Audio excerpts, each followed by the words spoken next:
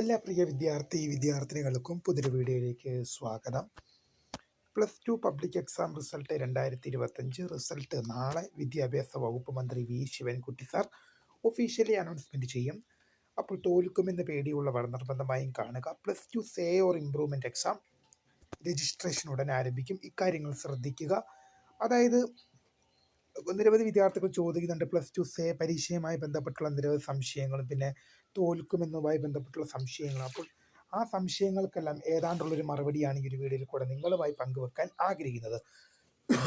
വിശദമായ വാർത്തയിലേക്ക് പോകും മുമ്പായിട്ട് ആദ്യമായിട്ട് ഈ ചാനൽ കാണുന്ന വിദ്യാർത്ഥിനികൾ തീർച്ചയായും മറക്കണ്ട സബ്സ്ക്രൈബ് ചെയ്ത് കൂടെ പ്രത്യേകം ശ്രദ്ധിക്കാം.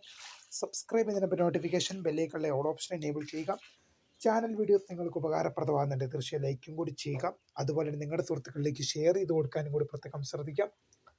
അതുപോലെ തന്നെ നമ്മുടെ ചാനലിൻ്റെ വാട്സപ്പ് ചാനലിൽ ജോയിൻ ചെയ്യാനുള്ള ലിങ്ക് നിങ്ങൾക്ക് വീഡിയോയ്ക്ക് താഴെ ഡിസ്ക്രിപ്ഷൻ ബോക്സിൽ നൽകുന്നതായിരിക്കും.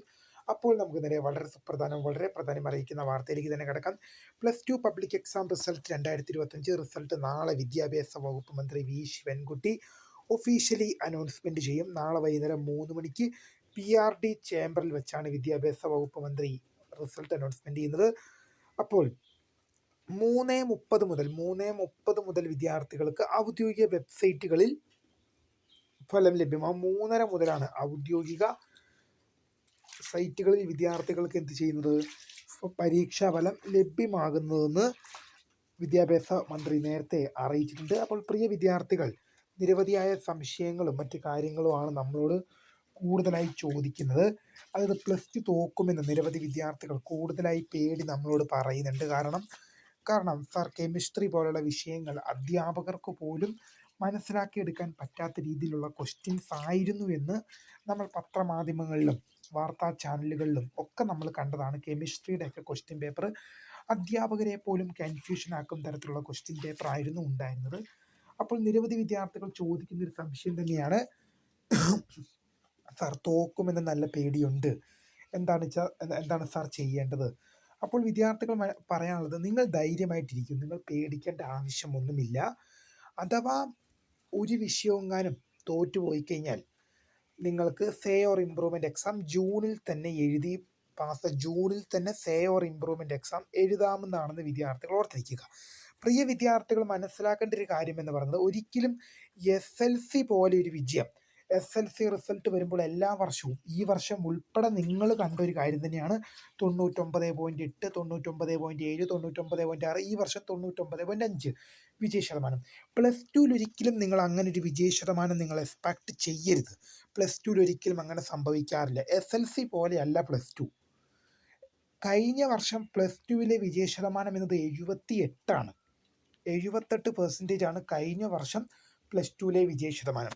ഏതാണ്ട് ഒരു 78 അല്ലെങ്കിൽ 85 ഇടയിൽ മാത്രമാണ് എല്ലാ വർഷവും +2 വിജയ ശതമാനം ഉണ്ടാകുന്നത്. ഒരു 78 അല്ലെങ്കിൽ ഒരു 85 ഇടയിൽ.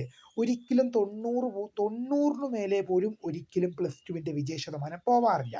പ്രിയ വിദ്യാർത്ഥികൾ മനസ്സിലാക്കേണ്ട കാര്യം, നമുക്ക് ഒരു വിഷയത്തിലോ 2 വിഷയത്തിലോ ഒക്കെ സപ്ലി വന്നു കഴിഞ്ഞാൽ അത് എഴുതിയെടുക്കാൻ സാധിക്കും. നിങ്ങൾക്കുള്ള ഏറ്റവും വലിയ ബെനിഫിറ്റ് എന്നാൽ +2 say or improvement exam exam registration ഉടനെ ഈ പരീക്ഷ അത് നിങ്ങൾക്ക് എന്താണ്, +2 പബ്ലിക് എക്സാം റിസൾട്ട് വന്നു കഴിഞ്ഞാൽ ഒരാഴ്ചക്കകം തന്നെ എന്ത് ചെയ്യും, +2 സേ പരീക്ഷയുടെ രജിസ്ട്രേഷൻ നടപടികൾ ആരംഭിക്കും.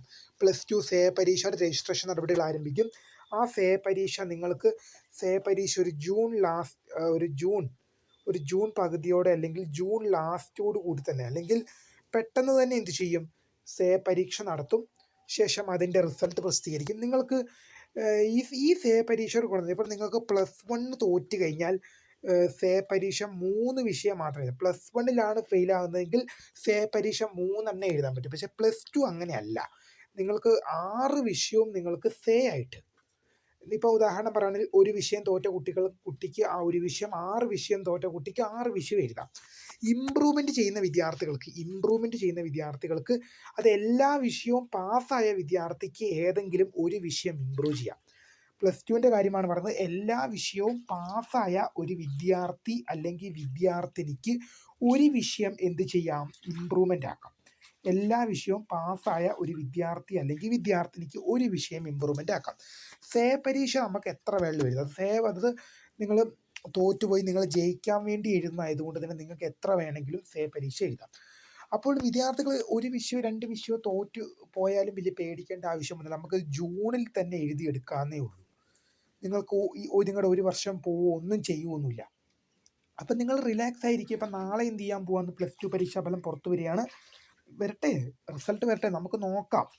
ഇനിയിപ്പോൾ 1 മാർക്കിനോ 2 മാർക്കിനോ ഒക്കെയാണ് പോകുന്നതെങ്കിൽ നമുക്ക് റീവാലുവേഷനും ഫോട്ടോ കോപ്പിയും സ്ക്രൂട്ടണിയൊക്കെ ഓപ്ഷൻ ഉണ്ട്, നമുക്ക് നോക്കാം. എന്തായാലും ഇക്കാര്യങ്ങൾ ശ്രദ്ധിച്ച് മുന്നോട്ട് പോകുക. ബാക്കി ഡീറ്റെയിൽസുകൾ വരും മണിക്കൂറിലൊക്കെ ആയിട്ട് നിങ്ങളെ അറിയിക്കും. അപ്പോൾ പുതിയ കാണുന്നവരെ my name is Karitha, founder of scribe for the guide. Thanks for watching. By.